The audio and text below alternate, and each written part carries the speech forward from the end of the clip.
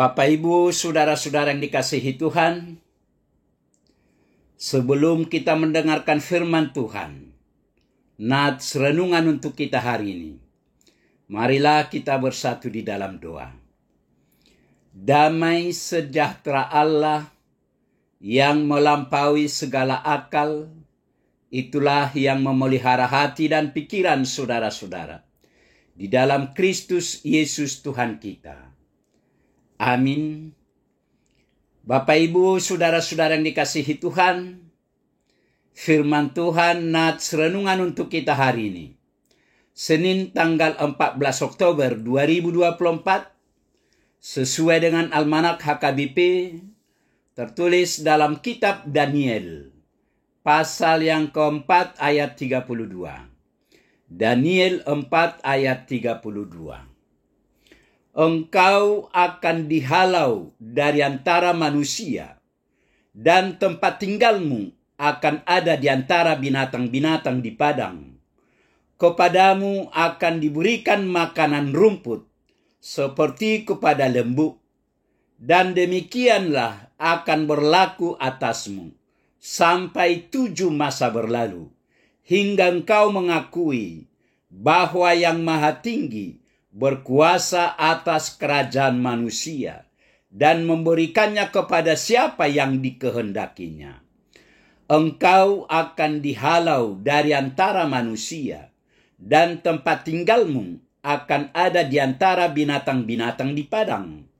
Kepadamu akan diberikan makanan rumput, seperti kepada lembu, dan demikianlah akan berlaku atasmu, sampai 7 masa berlalu, hingga engkau mengakui bahwa Yang Maha Tinggi berkuasa atas kerajaan manusia dan memberikannya kepada siapa yang dikehendakinya. Demikian firman Tuhan. Pertobatan Nebukadnezar. Saudara-saudara yang dikasihi Tuhan, secara singkat, nats ini mengisahkan peristiwa tragis yang dialami oleh Raja Nebukadnezar. Raja ini menjadi gila dan bertingkah seperti binatang, karena pada saat lapar, ia mencari rumput dan memakannya. Peristiwa aneh yang terjadi pada dirinya ini adalah akibat dari kecongkakannya. Ketika Babel selesai dibangun, Nebukadnezar membanggakan dan memuliakan dirinya. Dengan rasa angkuh, ia mengakui bahwa semua itu terjadi berkat kekuatan dan kekuasaannya. Keadaan buruk ini dialami oleh Raja Nebukadnezar selama 7 tahun. Menarik, karena pada akhirnya sang raja memuliakan Allah dan menyadari penderitaan itu sebagai penghukuman Allah atas kecongkakannya. Ia menurutkan setelah 7 tahun keadaannya dipulihkan. Sekarang ia memuji Allah sebagai Raja yang Maha Tinggi, yang sanggup merendahkan mereka yang berlaku congkak. Nebukadnezar atau Raja Babel lupa dengan meninggikan diri atas segala kehebatannya sebagai raja dari kerajaan yang diberikan Allah kepadanya. Ia lupa bahwa Allah adalah raja segala raja, dan segala sesuatu yang dimilikinya adalah berasal dari Allah. Maka karena kecongkakan dan tinggi hatinya, Tuhan Allah mendramatisasi pikiran sang raja dengan menempatkannya di tengah padang belantara untuk hidup dengan binatang liar dan merumput seperti lembu. Bisa kita baca di ayat 32 sampai 33. Akhirnya, setelah 7 tahun berlalu, Nebukadnezar menengadah ke langit, dan kembalilah ingatan tentang dirinya dan siapa yang telah memberikan kerajaan itu kepadanya.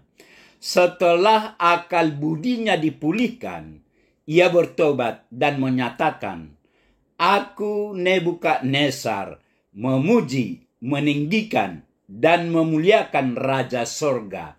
Ayat 37. Saudara-saudara yang dikasihi Tuhan, dari pengalaman Nebukadnezar ini, nyatalah bagi kita bahwa sesungguhnya hanya Tuhanlah Allah dan tidak ada yang lain. Inilah dasar pengakuan kita akan Allah. Dengan dasar ini, kita akan selalu mengaku bahwa Dialah yang Maha Kuasa. Karena itu kita tidak akan menyombongkan diri. Selain itu, kita yakin bahwa kita termasuk raja dan pemerintah adalah miliknya. Sehingga kita patut berserah sepenuhnya kepadanya. Kita pun tidak khawatir karena Ia yang memelihara dan menolong kita dalam menghadapi situasi yang penuh tantangan dan penderitaan. Tanpa kesadaran ini, kepercayaan kita akan pincang. Saudara-saudara yang dikasihi Tuhan, bagaimana dengan kita? Bagaimana kita melihat diri kita sendiri? Karena kita mudah untuk lupa diri. Adakah yang dapat kita andalkan untuk menolong kita mengingat selain dari Dia Raja segala raja? Karena itu, jika kita telah lupa kepada Allah, segeralah sadar diri dan mengakui segala dosa kejahatan kita, serta memuji dan memuliakan nama Tuhan. Amin. Marilah kita berdoa. Tuhan Allah Bapa di surga, terima kasih Tuhan. Tuhan benar-benar sangat mengasihi kami. Hingga saat ini, Tuhan masih memberkati, melindungi, dan mengiringi arah langkah perjalanan hidup kami. Tuhan juga masih berkenan memberikan firman-Mu kepada kami. Berkatilah kami ya Tuhan. Berkati firman-Mu ini menjadi bekal hidup kami. Terima kasih Tuhan. Amin.